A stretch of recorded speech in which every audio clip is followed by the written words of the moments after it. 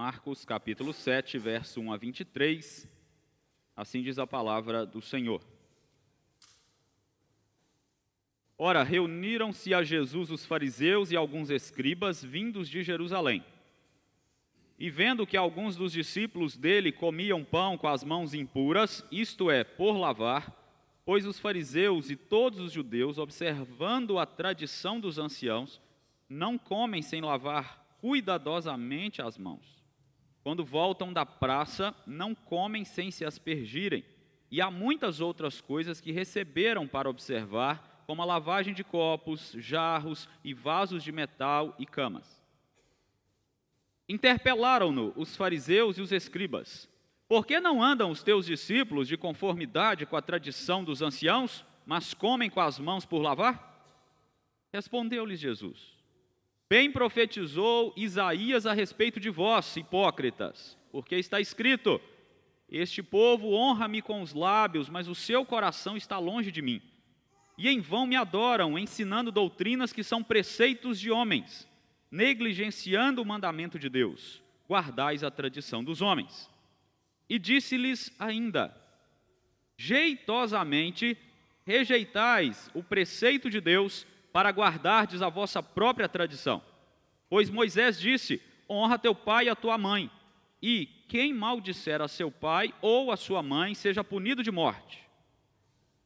Vós, porém, dizeis: se um homem disser a seu pai ou sua mãe, aquilo que poderias aproveitar de mim é corbã, isto é, oferta para o Senhor, então o dispensais de fazer qualquer coisa em favor de seu pai ou de sua mãe, invalidando a palavra de Deus pela vossa própria tradição, que vós mesmos transmitistes, e fazeis muitas outras coisas semelhantes. Convocando ele de novo a multidão, disse-lhes: ouvi-me todos e entendei.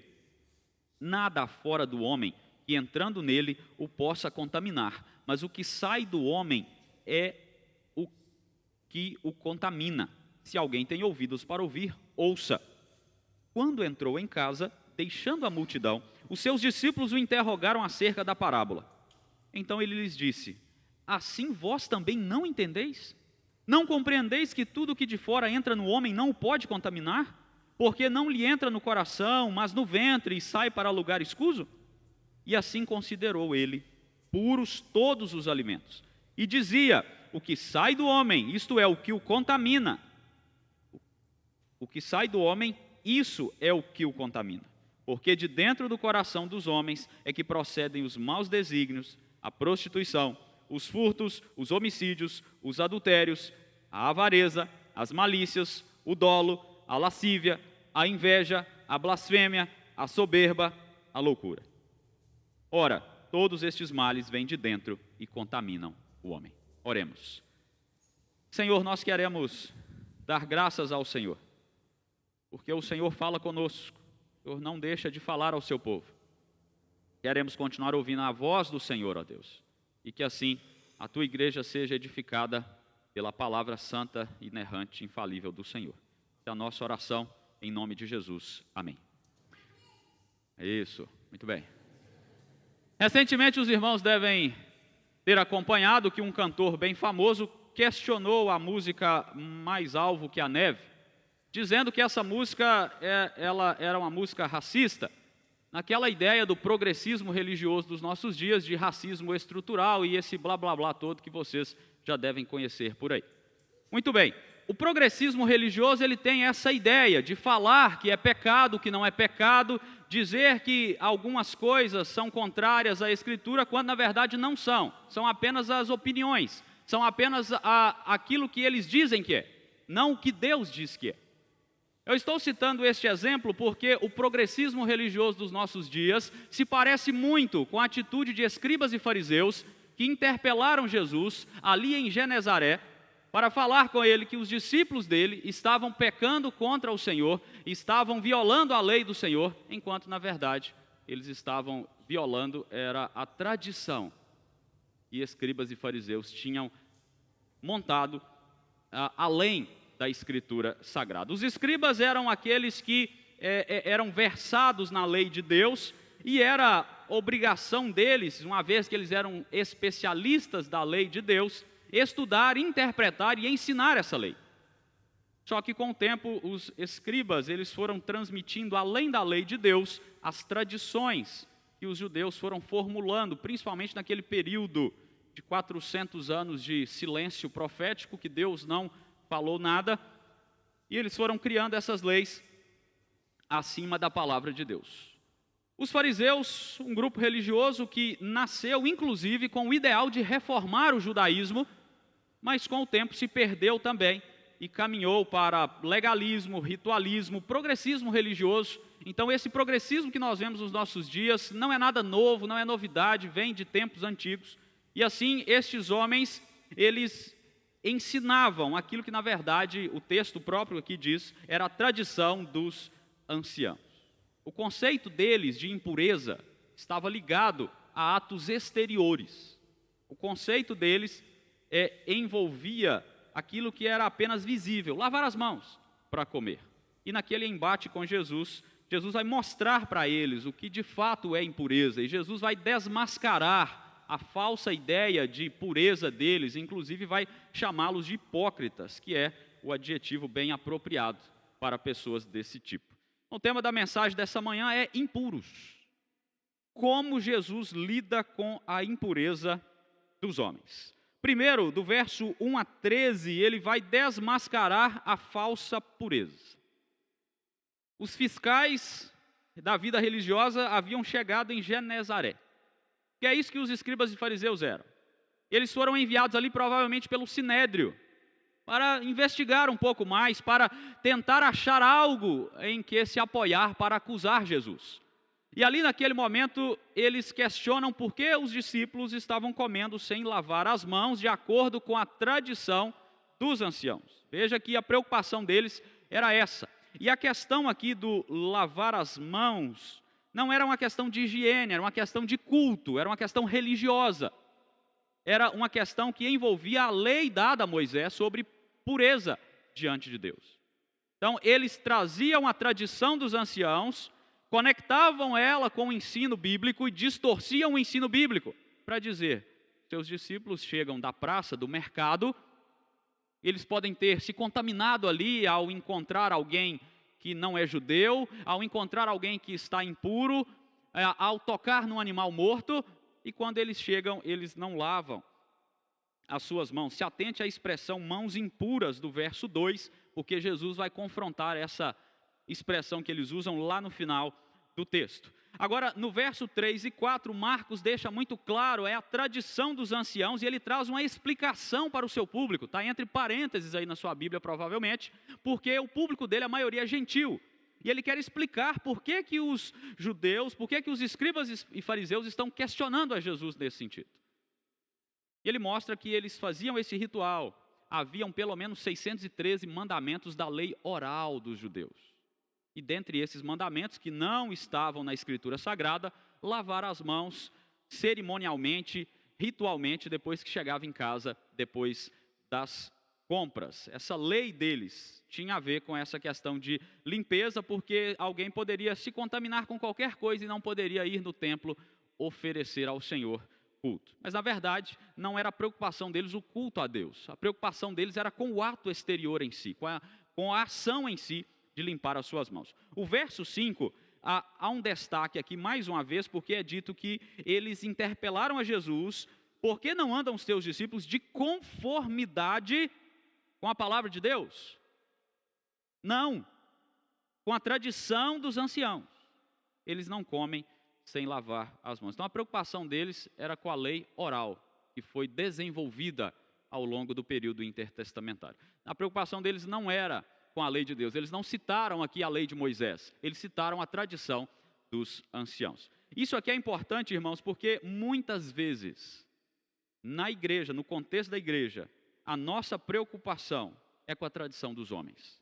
E a gente precisa tomar cuidado com isso.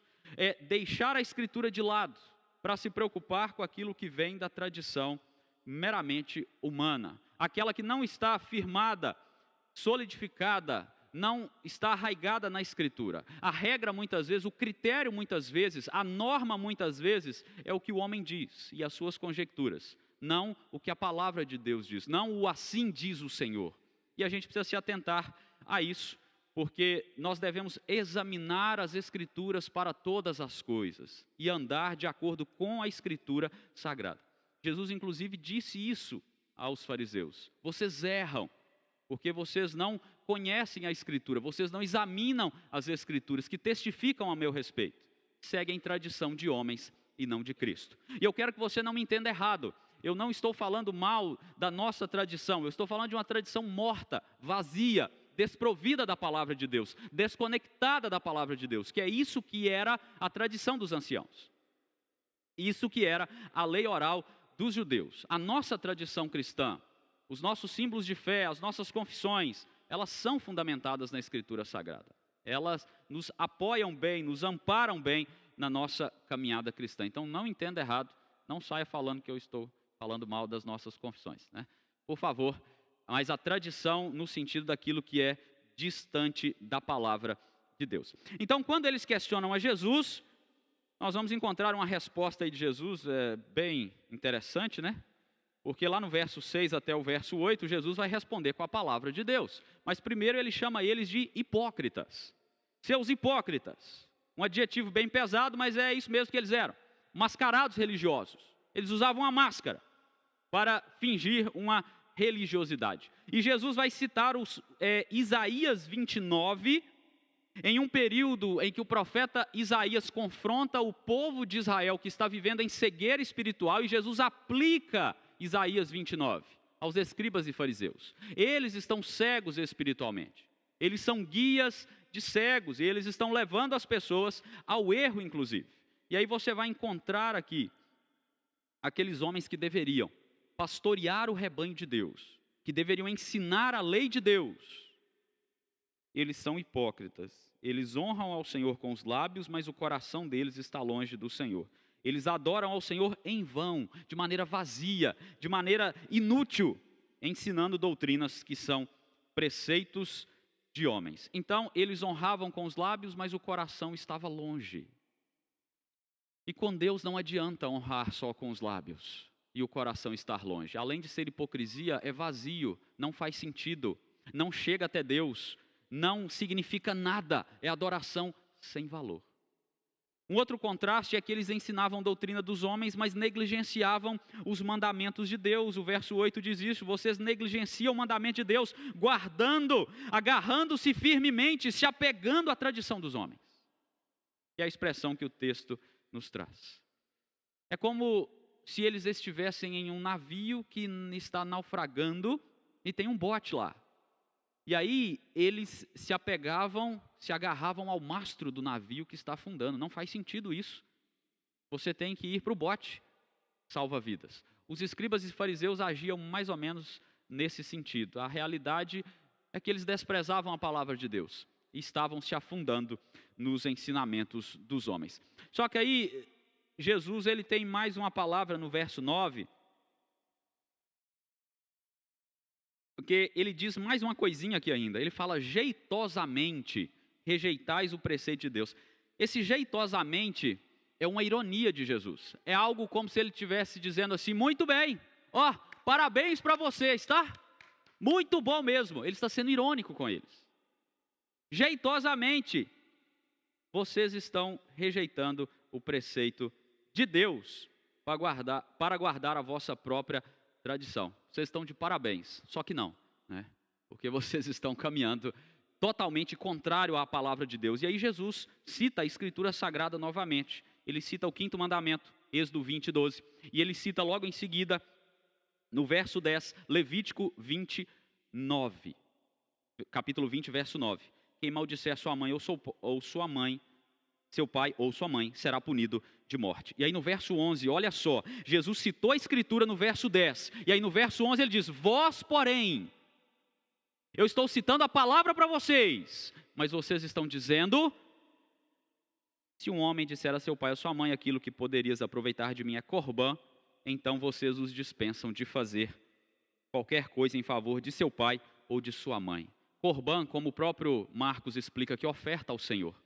Se um jovem chegasse para o sumo sacerdote e dissesse assim: olha, todos os meus bens, tudo que eu tenho, a minha própria vida, eu oferto ao Senhor. Ele era desobrigado a socorrer os seus pais na velhice. Ele era desobrigado a sustentar os pais na velhice. Só que aí você sabe, né? Que havia aquele jeitinho fariseu de fazer as coisas. Porque eles poderiam dizer isso e continuar vivendo com seus bens. Eles poderiam falar: o que eu tenho é oferta para o Senhor. Mas enquanto você viver, você pode usufruir disso. E o pai e a mãe podem ficar abandonados. Vocês sabem que isso é totalmente contrário à palavra de Deus, e por isso mesmo Jesus cita isso daqui, a questão do mandamento ser quebrado. Os filhos deveriam, principalmente naquele contexto que havia uma necessidade enorme de que os pais na velhice fossem sustentados pelos filhos. Os fariseus estavam dando um jeito de sair fora deste compromisso que na verdade era com Deus, não com os homens. E aí o verso 13, Jesus deixa claro: vocês estão invalidando a palavra de Deus. O 5º mandamento. E outros mandamentos viraram nada para aqueles líderes religiosos. Eles eram líderes religiosos, irmãos. Para eles, a palavra de Deus era como nada. Eles reformularam, eles fabricaram a Bíblia para eles. Eles criaram a Bíblia.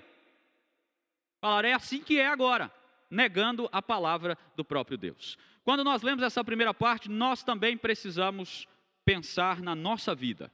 Autoanálise agora. Primeiro, como que você reage em relação às ações dos outros, das pessoas ao seu redor? Será que aquilo que eu considero pecado na vida do outro é pecado mesmo? Porque às vezes nós olhamos para a vida do outro e nós só não gostamos do que eles fazem, mas nós rotulamos isso como pecado. Isso acontece muito na relação pais e filhos. Às vezes o filho tem alguns comportamentos, algumas ações que não são pecado, mas o pai não gosta e dá um jeito de colocar aquilo como pecado. Muitas vezes nós estamos coando o mosquito, mas engolindo o camelo.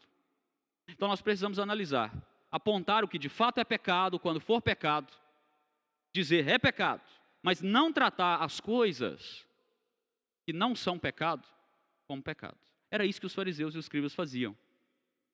Não era pecado o que os discípulos estavam fazendo, mas eles colocavam como pecado.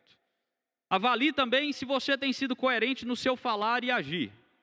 Porque, veja bem, você pode dizer aqui, você pode cantar, levantar a mão e falar: eu amo ao Senhor e tal, minha vida é dele, mas se você despreza o seu próximo, se você não honra seu pai e sua mãe, se você não cuida da sua família, se você não é fiel no casamento, se você não vive de acordo com o Evangelho de Cristo Jesus, a sua prática diverge.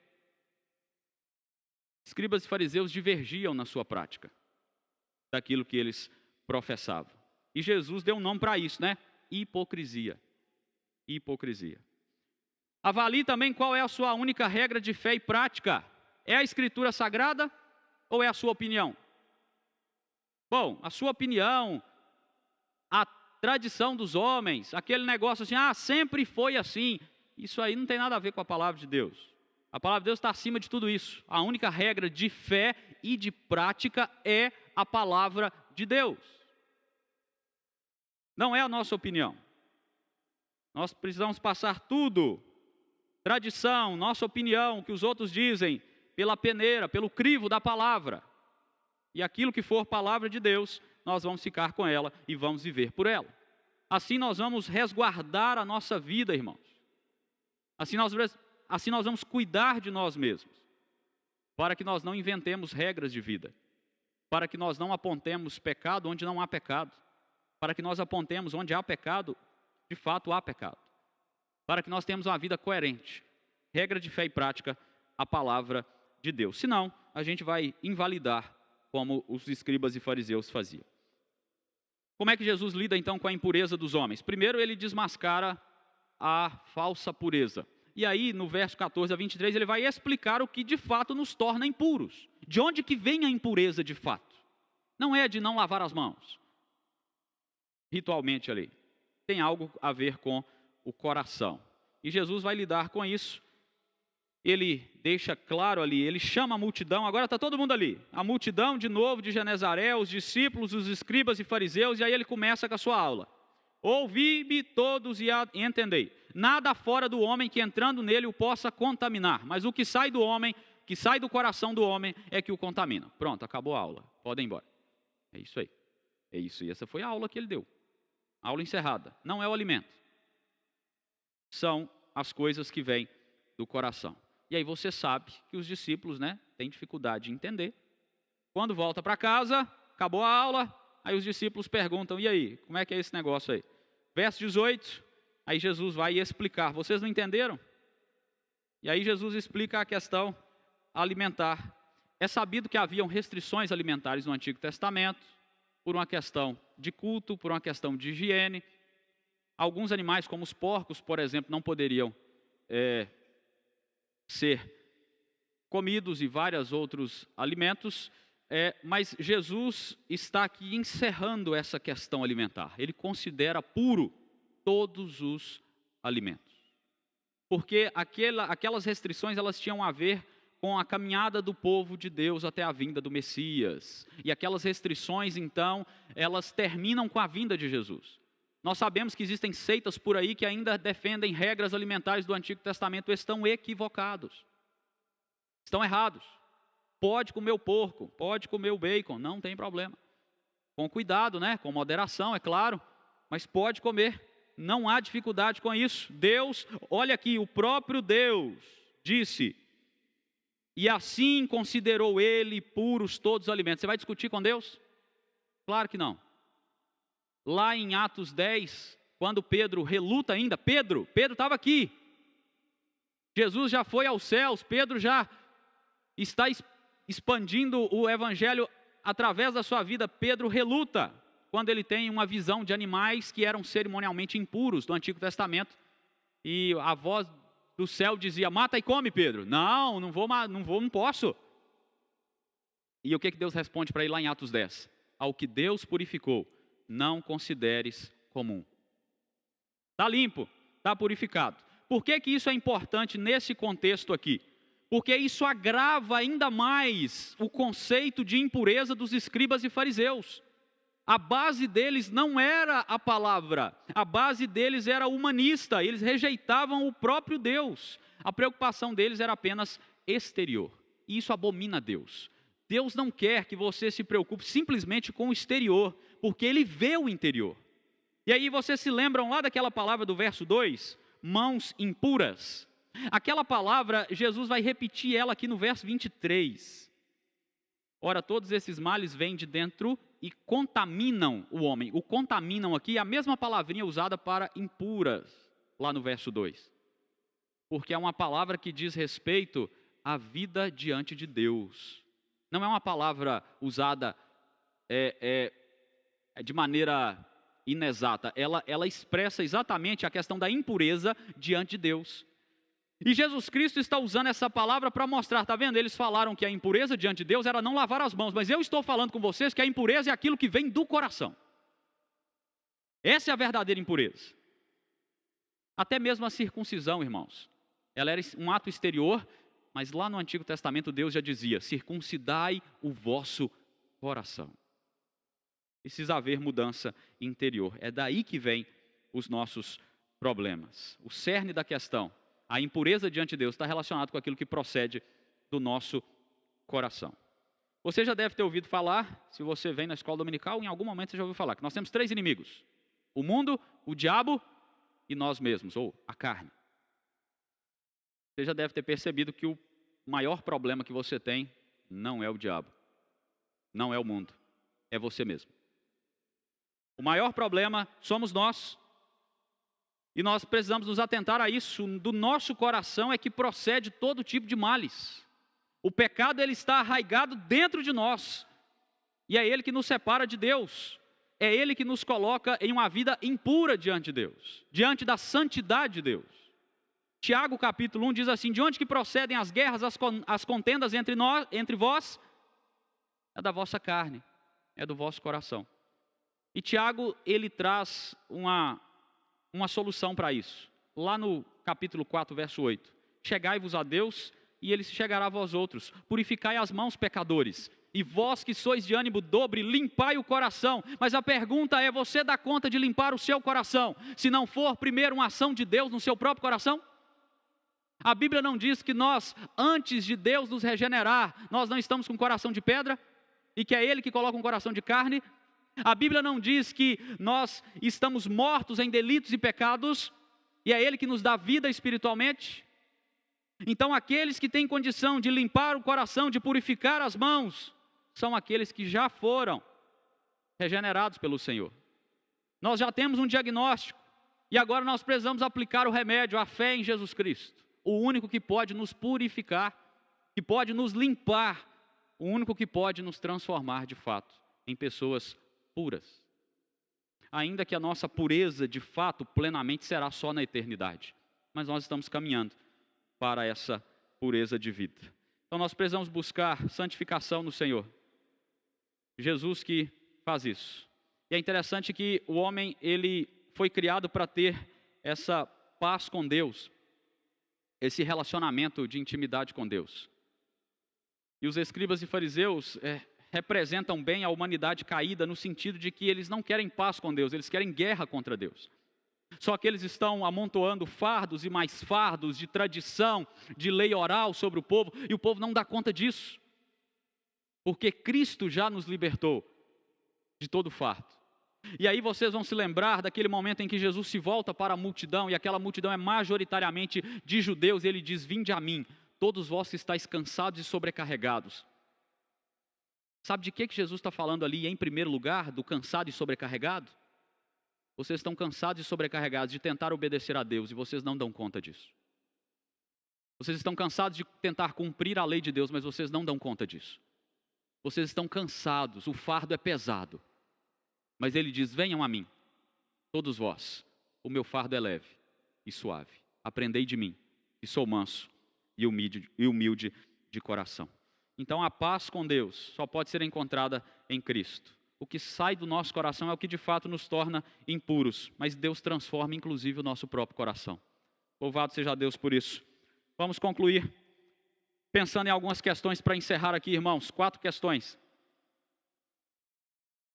Primeiro, cuidado. Cuidado que nenhuma tradição venha tomar o lugar da palavra de Deus na sua vida. Primeiro lugar. E quem vos fala aqui é um homem que gosta da tradição. Eu gosto das confissões. Gosto dos nossos símbolos de fé. De vez em quando a gente cita aqui também. É bom. Mas elas não estão em pé de igualdade com a palavra de Deus. A tradição não é a palavra de Deus. Não é inspirada. Não é infalível. Não é inerrante. Então, tomemos cuidado e fiquemos com a centralidade da palavra de Deus na nossa vida. Segundo lugar, nós vemos nesse texto como é fácil ter uma vida de religiosidade vazia, desprovida de Deus. É fácil demais nós nos ocuparmos com a vida religiosa, sem que essa vida tenha Deus. Então, preste atenção nisso. A religião ela é importante. Não existe esse negócio de só Jesus, sem igreja, sem religião. Não existe isso. O homem é um homem religioso. Ele vai adorar alguém, ele vai viver por alguém, mas a verdadeira religião, ela está fundamentada na palavra de Deus. E nós devemos ter uma religiosidade verdadeira, aquela que é de acordo com a palavra de Deus, porque aí nós não vamos viver de maneira vazia. E aí, em terceiro lugar, adore ao Senhor em verdade e em espírito. Adore-o de todo o coração. Olha só, você pode enganar todo mundo, mas você não engana a Deus. Você pode ter um formalismo impecável, mas se o seu coração não estiver em Deus, sua adoração não vale nada. É em vão, é inútil. Então assim, não perca o seu tempo. Deus, Ele te conhece. Você vem adorar a Deus publicamente? Vem e adora a Deus de verdade. Você vai adorar a Deus no seu dia a dia? Adora a Deus de verdade. Porque se for só para os homens verem, você está perdendo seu tempo. Se você adora a Deus apenas maquinalmente aqui, você vem no domingo aqui e você está e não está perdendo seu tempo. Corrige isso logo na sua caminhada. Sabe por quê? Não, você vai ser contado com os hipócritas, e isso não é uma coisa muito boa não. Quarto e último lugar, a fonte da nossa impureza é o nosso coração. E aí tem duas orações que nós precisamos nos lembrar dela todos os dias. Salmo 51. Purifica-me com hisopo e ficarei limpo. Lava-me e ficarei mais alvo que a neve. E o Salmo 139. Sonda-me, ó Deus, e conhece o meu coração. Prova-me e conhece os meus pensamentos. Vê se há em mim algum caminho mau e guia-me pelo caminho eterno. Nós precisamos orar dessa maneira diante do Senhor, para que Ele continue a purificar o nosso coração, a verdadeira fonte da impureza. Que assim Deus nos ajude. Amém.